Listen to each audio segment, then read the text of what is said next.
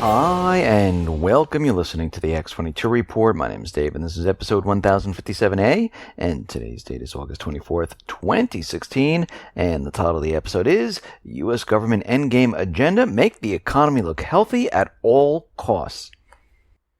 Let's get into the economic collapse financial news. Now, people around the world, they are starting to wake up, and they're starting to realize everything about the economy is not what the central banks, the governments are telling them it is. Out in the Eurozone, we're continually seeing consumer confidence drop.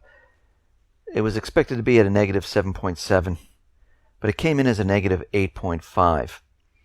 And what's happening is that people are starting to realize, even though the government continually tells them that unemployment is getting better, GDP is going to be incredible, it's going to be 3.5, and they keep using all these different statistical figures.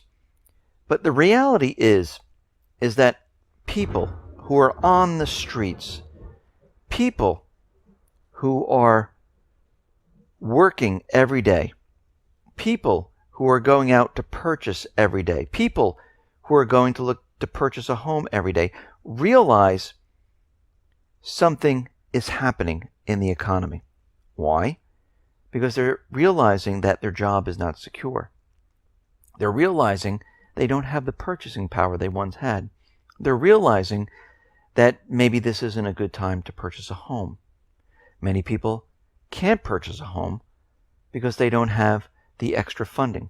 Many people have been laid off and never recovered and never were able to save that money. And those people that have been laid off are working 1, 2, 3 part-time jobs. And this is why you don't see the purchasing in retail.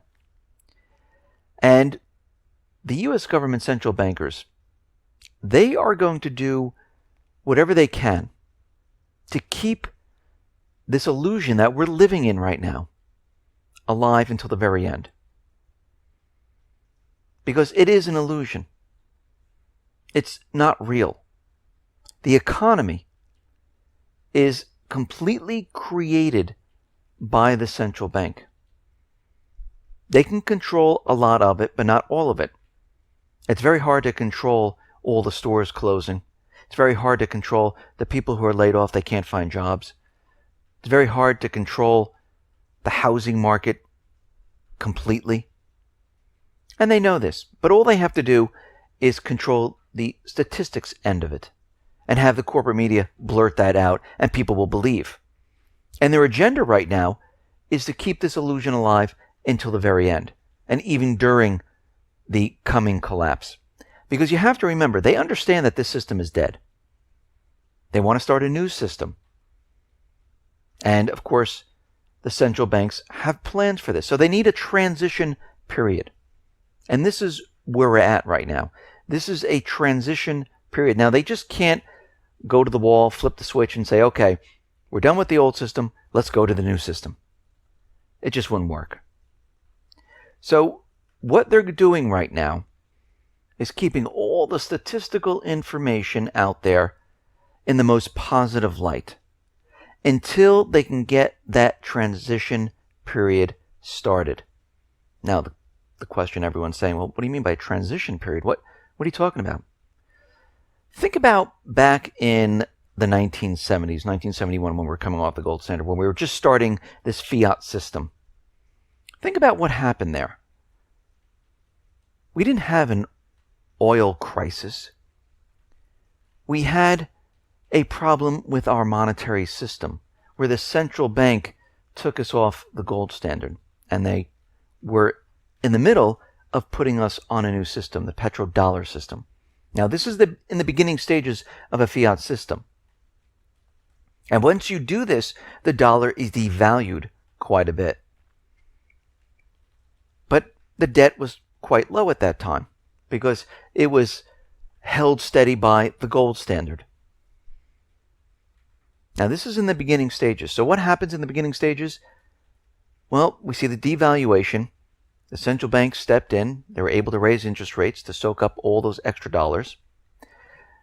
The central bank was making deals in the Middle East to place the dollar on their oil reserves and have other countries use the dollar, which would then send inflation overseas. And everything was readjusted.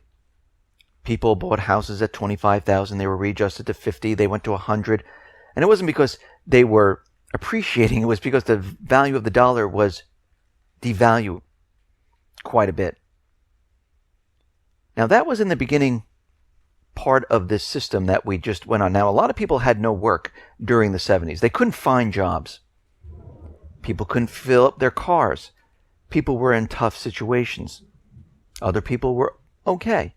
It was a mixed bag. But right now, we're at the end stage of this, and we're going to be going through this transition once again. But we have a huge amount of debt. We have zero or negative interest rates right now.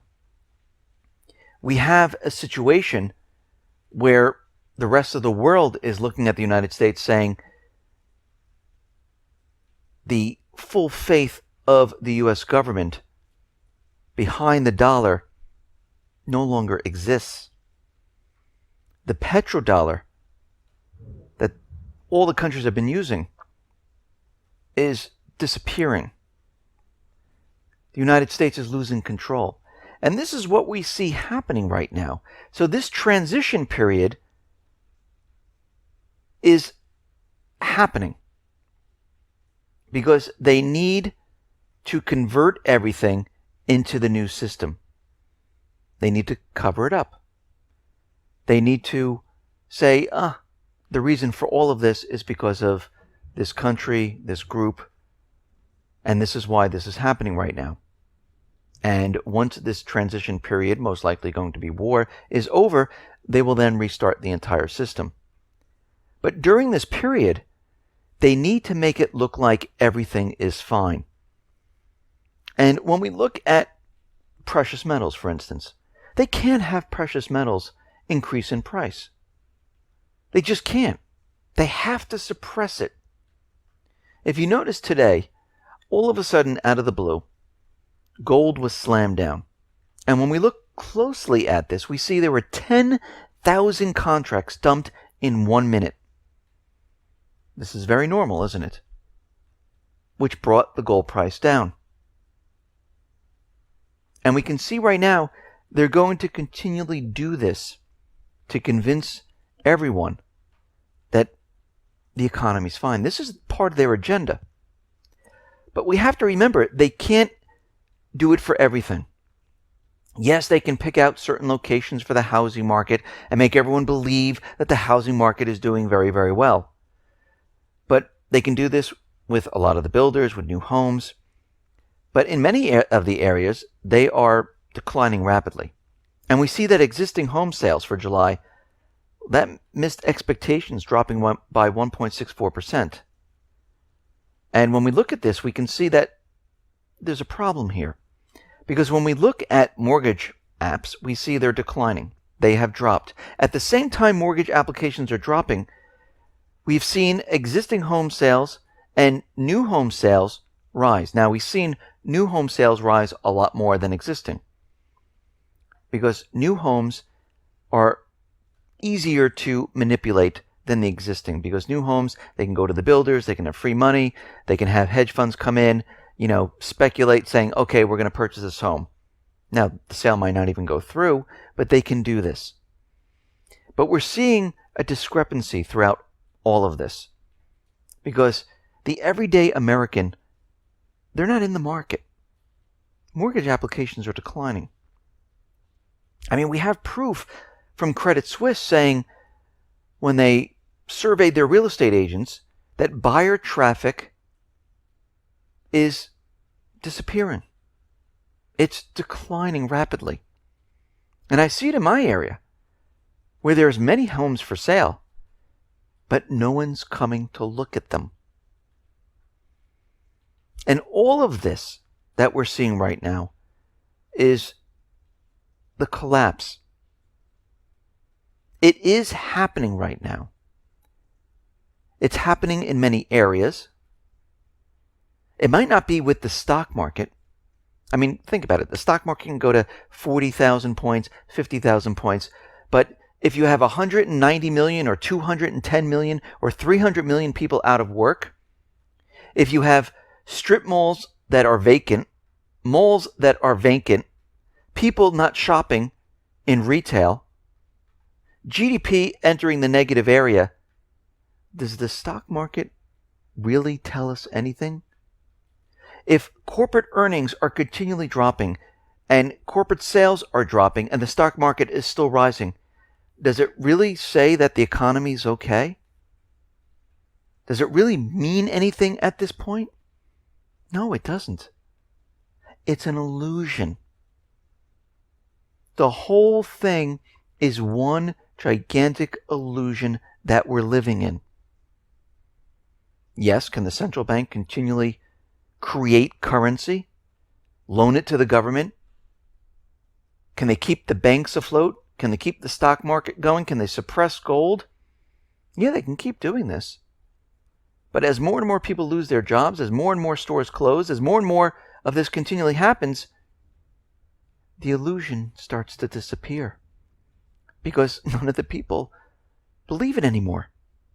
And that's what's happening right now. It starts off very small, where people say, I don't know if the unemployment numbers are really correct because something's wrong. I got laid off, 2-3 months ago. I've been putting out my resume and I just can't find that job. Or I look and there's no job openings. There's no place to send my resume. I go to headhunters. They tell me there's a lot of jobs, but they never contact me. And it starts off very small, and then it grows, and people become aware. The illusion deteriorates, falls to the side, and people understand what's going on. And this is the race that the central bank is in, because they can't let the illusion disappear before they're ready to bring the system down. And this is what we see happening around the world right now. Central banks are keeping everything afloat long enough to go through this transition period. This transition period is going to be an event. It's going to be a huge event where they can say whatever they need to say of why they're going to a new system. Because it's a lot easier to convince the public that this is the reason why we need to go to a new system than just saying, this system just died. The system we've been managing all along, and now we have to go to a new system. Everyone okay with this? This can't happen. And this is why they're pushing so hard to keep the idea that everything is fine. And at the same time, they're racing against time because the illusion eventually will disappear. Listen, everyone, thanks a lot for listening. Be well, be safe, and especially be prepared. Thanks a lot.